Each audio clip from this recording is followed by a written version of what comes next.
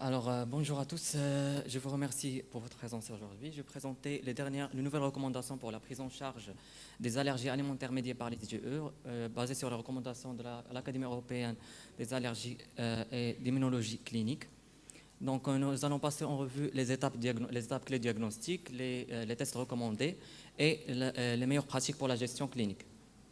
Donc, les nouvelles lignes directrices de l'EACI se concentrent sur les allergies alimentaires médiées par les IgE, qui sont les plus fréquentes chez les enfants. Donc, ces lignes directrices nous offrent un cadre basé sur des preuves. Donc, pour améliorer à la fois le diagnostic et la gestion clinique des allergies alimentaires. Donc, cela inclut des tests comme les tests cutanés par piqûre ou bien les tests des IgE spécifiques ou le test d'activation des basophiles. Donc, l'accent est mis également sur l'importance d'une bonne évaluation clinique avant de procéder à des tests plus avancés.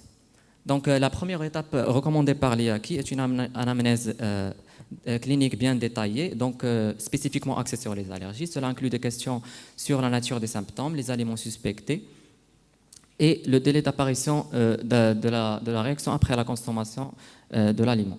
Donc, cette évaluation permet non seulement de déterminer si une allergie est suspectée, mais aussi de guider le processus de diagnostic et de savoir les tests à effectuer par la suite. Donc, voici un tableau avec les questions clés pour une histoire clinique axée sur l'allergie. Il est important de recueillir des données telles que le moment première manifestation, les symptômes spécifiques, les aliments suspectés et les possibles facteurs déclenchants tels que l'exercice et certains médicaments. Donc, ces informations sont cruciales pour guider le processus diagnostique. Donc, une fois l'historique est réalisé, les tests de première ligne incluent les tests cutanés par piqûre, ainsi que le dosage d'IgE spécifique. Donc, ces tests sont essentiels pour confirmer la sensibilisation aux allergènes. Par exemple, un enfant ayant des antécédents et réactions allergiques après avoir consommé des arachides peut passer un test cutané suivi d'un test de dosage d'IgE spécifique pour valider la réaction allergique. Donc, voici un tableau avec les tests recommandés pour soutenir le diagnostic de l'allergie alimentaire. Donc, on a le test cutané par prick, le test prick to prick, c'est un test plus sensible, il utilise l'aliment frais. Donc, on a le dosage d'IgE spécifique et les IgE spécifiques aux composants individuels d'allergènes, ou bien l'allergologie moléculaire, et le test le plus avancé qui est le test d'activation des basophiles. Donc, une des recommandations les plus importantes de l'IACI est une réévaluation périodique des enfants. Donc, en effet, certains enfants développent une tolérance avec l'âge. Donc, en revoyant ces patients périodiquement, les médecins peuvent déterminer si un enfant a développé une tolérance à un aliment qu'il ne pouvait apparemment pas consommer.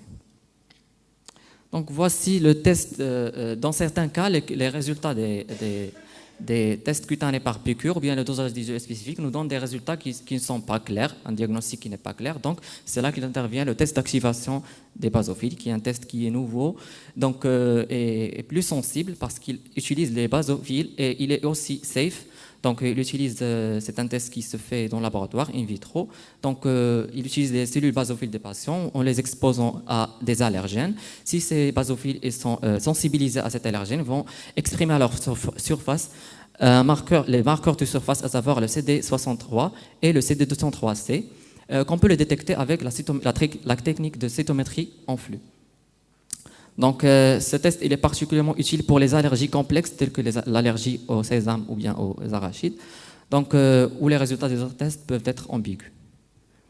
Donc, bien sûr, le gold standard est le test de provocation alimentaire. C'est le test pour confirmer une allergie ou bien l'exclure. Donc, il consiste à introduire l'aliment suspecté dans un environnement médical bien supervisé pour observer toute possible réaction allergique. Donc, cela permet de diagnostiquer avec certitude l'allergie et d'éviter des restrictions alimentaires inutiles. Donc, voici un algorithme diagnostique. Donc, on commence toujours par l'histoire clinique, le dosage d'IgE spécifique ainsi que le test cutané par piqûre. Si on a des résultats qui sont pas clairs, équivoques ou bien contradictoires, donc on peut faire l'allergologie moléculaire. Si les résultats ils sont favorables, donc on peut confirmer l'allergie alimentaire. Sinon, on peut faire le test d'activation des basophiles. S'il est positif, donc c'est bon. Sinon, on peut faire le gold standard qui est le test de provocation alimentaire.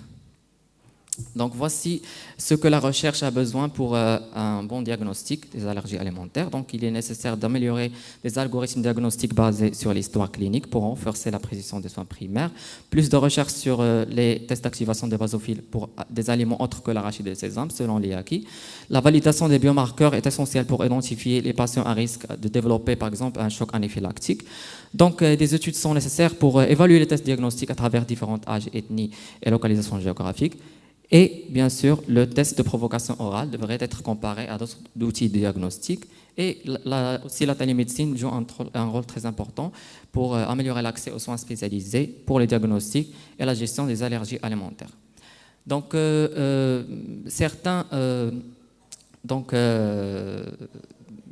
les extraits d'allergènes peuvent être contaminés par des CCD ou bien des contaminants glucidiques croisés qui peuvent fausser les résultats des tests cutanés ou bien des IgE spécifiques parce qu'ils utilisent des extraits d'allergènes.